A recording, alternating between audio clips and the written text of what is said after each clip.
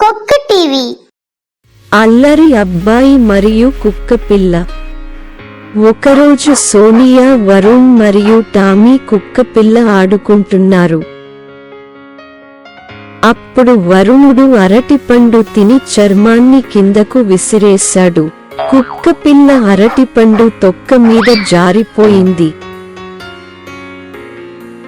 వరుణ్, అరటిపండు తిన్న తర్వాత కింద పడేయవద్దు, నేను మీకు చాలా సమయం చెప్పాను.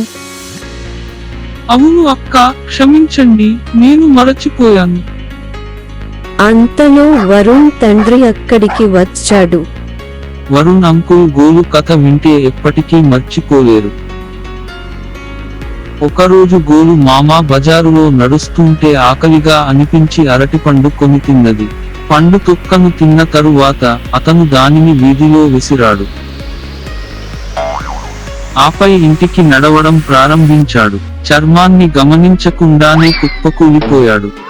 అతనికి వెన్ను ఎముక విరిగిపోయింది. అమ్మా అమ్మా అని అరిచారు. అయ్యో, నేను ఇక నుండి చర్మాన్ని చెత్తబుట్టలో వేస్తాను. వరుణ్, నీకు ఇప్పుడు అర్థమైందా? అవును అక్క. ఈ కథ నుండి మనం నేర్చుకునేది ఏమిటంటే, మన పిల్లలు చేసే చిన్న పొరపాటు ఇతరులపై పెద్ద ప్రభావం చూపుతుందని మనం చాలా జాగ్రత్తగా ఉండాలి. గాడిదకు సహాయం చేసిన కుక్కపిల్ల. మేటిపట్టి అనే గ్రామంలో చాకలి పనిచేసే ముత్తు అని జీవించేవాడు. అతను పెంచి ఆ గాడిదకి పనిచేసే రోజుల మటుకి ఆహారం ఇచ్చేవాడు. పక్కనింట్లో నివసించే అరుణ్ పెంచే కుక్కపిల్ల టామీ మరియు గాడిద స్నేహితులు. ఒకరోజు రాత్రి ముత్తు నిద్రపోతూ ఉన్నాడు. అప్పుడు అక్కడికొచ్చిన దొంగ ముత్తు పెట్టి ఉన్న డబ్బుల సంచిని దొంగిలించాడు.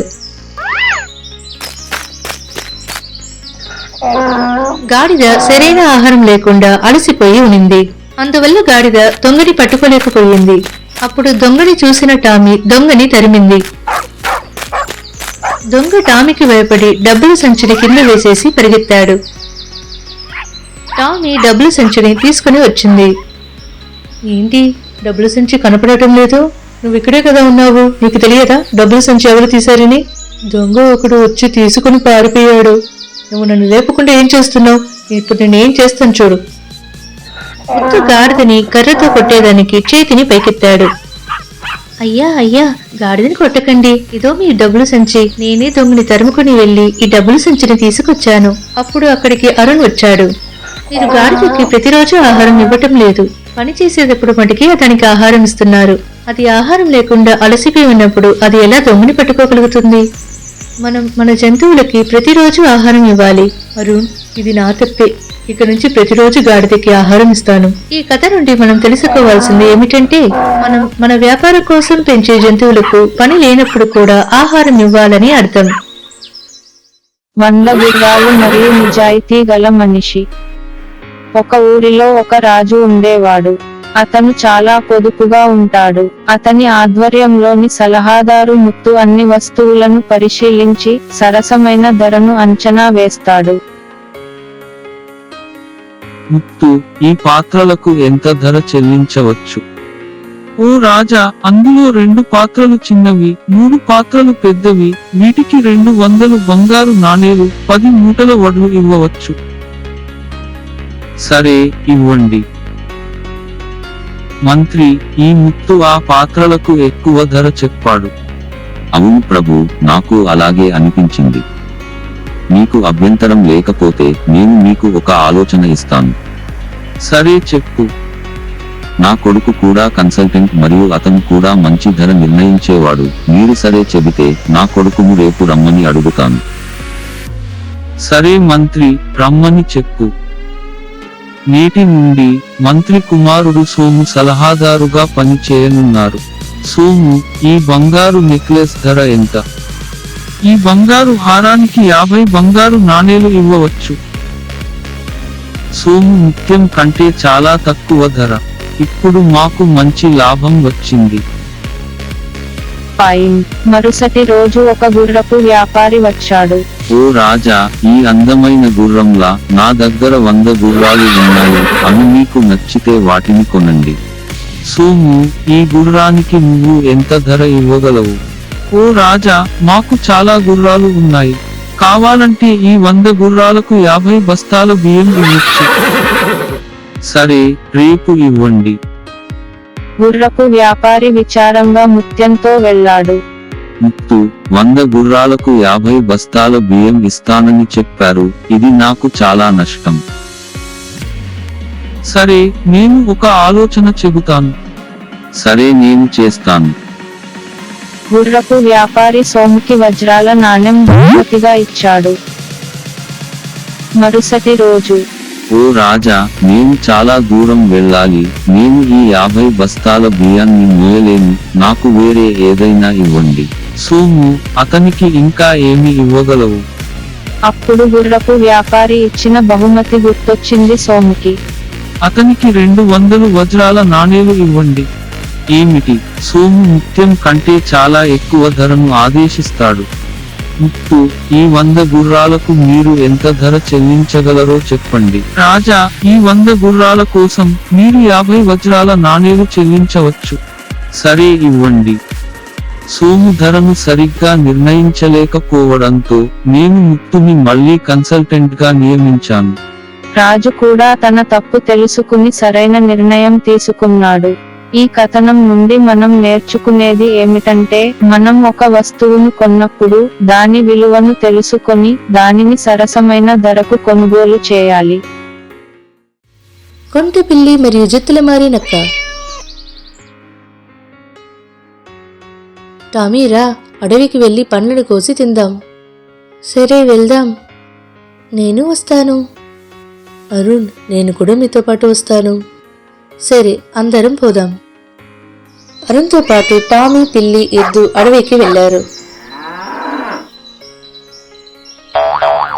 పిల్లి మరియు టామీ ఆడుకున్నాయి. ఈ చెట్లు చాలా పండ్లు ఉన్నాయి. అయితే వాటిని ఎలా కోద్దాం? నాకు చెట్టు ఎక్కడం తెలియదే.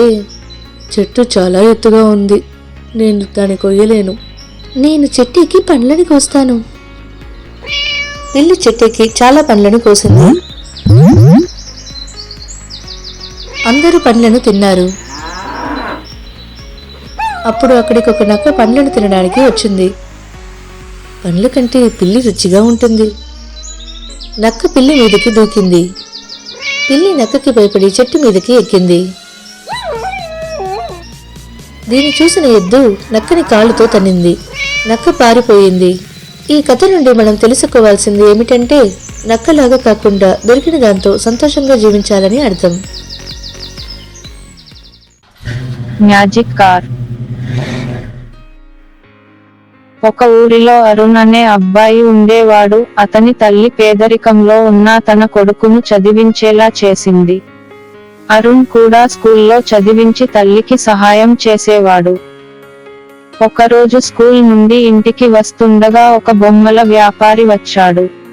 కొంతమంది అబ్బాయిలు అతని దగ్గర బొమ్మలు కొన్నారు. ఇది చూసి అరుణ్ కూడా బొమ్మలు కొనాలనుకున్నాడు. మమ్మల్ని చదివించాలని అమ్మ కష్టపడుతోంది. ఈ డబ్బు ఖర్చు చేయకూడదు. ఇలా చెప్పి ఇంటికి తిరిగొచ్చిన అరుణ్ దారిలో ఓ బొమ్మ కారుని చూసి దాన్ని తీశాడు.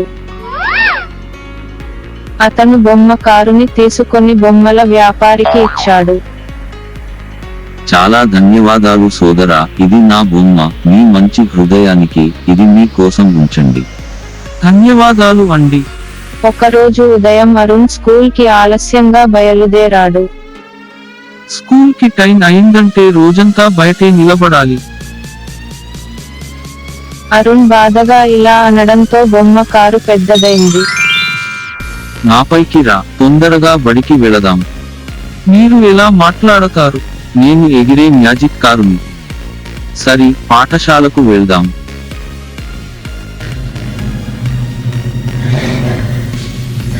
ఆ మాయా కారు అరుణను పాఠశాలకు తొందరగా తీసుకొచ్చింది. ఇలాగే కొన్ని రోజులు గడిచాయి. ఒకరోజు ఆ ఊరిలో ఒక అమ్మమ్మ అనారోగ్యం పాలైంది. మా ఊరిలో హాస్పిటల్ లేదు, సిటీకి వెళ్ళాలి. చూస్తున్న అరుణ్ దగ్గరికి వెళ్ళాడు. రా అమ్మమ్మ, నా దగ్గర ఒక మాయా ఎగిరే కారు ఉంది, నేను నిన్ను హాస్పిటల్ కి తీసుకెళ్తాను.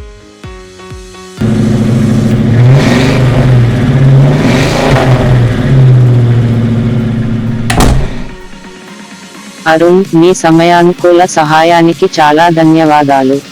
ఆ మాయా కారు సాయంతో ఆ ఊరి ప్రజలకు సాయం చేసేవాడు. ఇది విన్న గ్రామ పెద్ద అరుణ్ మంచి కోసం పేదరికం నుండి అరుణ్ కుటుంబానికి సహాయం చేశాడు. తరువాత అరుణ్ మరియు అతని తల్లి పేదరికం లేకుండా సంతోషంగా జీవిస్తున్నారు. ఈ కథ ద్వారా మనం నేర్చుకునేది ఏమిటంటే, మనం ఇతరులకు మనం చేయగలిగిన సహాయం చేస్తే మనకు సహాయం చేయబడుతుంది. వాహనాన్ని నడిపే ఆటో రాణి. వసంతపురిలో గత 2 సంవత్సరాలుగా రాణి ఆటో నడుపుతుంది. అందులో దొరికిన సంపాదనని కూడబెట్టి కొత్త వాహనాన్ని కొనింది. వాహనాన్ని ఆమె మగవాళ్ళతో సమానంగా నడిపింది.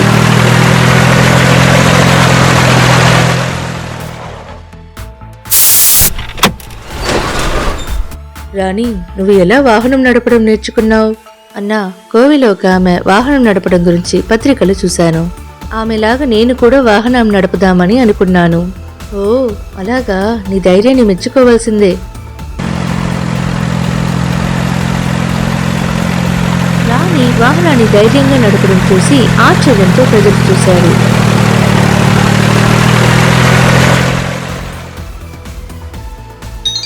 రాణి వాహన నియమాలను వధించి నడుచుకుంది.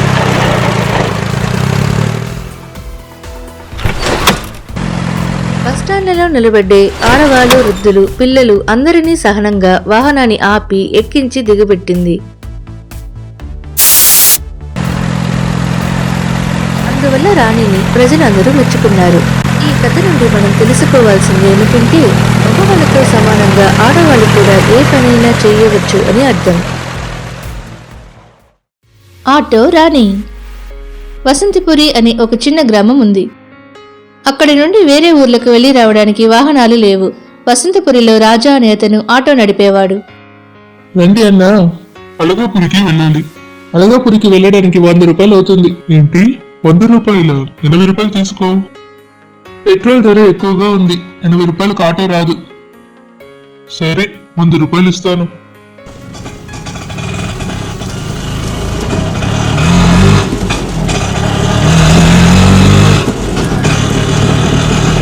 రాజా ఆటోని అలగాపురికి నడిపాడు.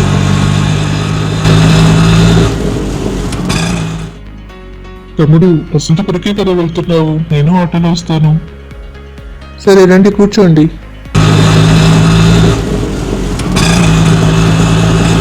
ఆటో వసంతపురి వచ్చింది. ఇదిగో 50 రూపాయలు. 100 రూపాయలు కావాలి. తమ్ముడు, నువ్వు ఆటోలో మన ఊరికి తిరిగి వచ్చే వాళ్ళతో 100 రూపాయలు అడగడం ఎక్కువ. ఇదిగో 100 రూపాయలు. రాజా మటుకి ఆ ఊరిలో ఆటో నడపడం వలన ఎక్కువ ధర తీసేవాడు. ఇవన్నీ అక్కడ ఉన్న రాణి గమనించింది. నగరంలో ఆడవాళ్ళు ఆటో నడుపుతున్నారు, మనం కూడా ఆటో నడిపి ఇక్కడున్న వాళ్ళకి సహాయపడదాం. ఇలా అనుకున్న రాణి నగరానికి వెళ్లి ఆటో తీసుకొచ్చింది.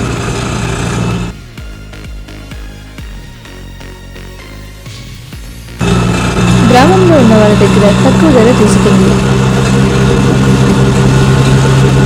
రాణి నగరంలో ఉన్న షేర్ ఆటో విధానం అనుసరించడం వల్ల చాలా ఆదాయం పొందింది. ఒకరోజు రాత్రి సోము అమ్మకి ఆరోగ్యం బాగలేకపోయింది. రాజా, రాజా. ఏంటి అన్నా? అమ్మకి ఆరోగ్యం బాగలేదు, నగరంలో ఉన్న ఆసుపత్రికి వెళ్ళాలి. ఈ సమయంలో నేను రాలేను. రాజా ఆటో రానందువలన సోము రాణి ఇంటికి వెళ్ళాడు. రాణి, రాణి. ఏంటి అన్నా? అమ్మకి ఆరోగ్యం బాగలేదు, తొందరగా ఆసుపత్రికి వెళ్ళాలి. ఇప్పుడే వస్తాను. రాణి ఆటోలో సోము తన అమ్మని ఆసుపత్రికి తీసుకెళ్లాడు.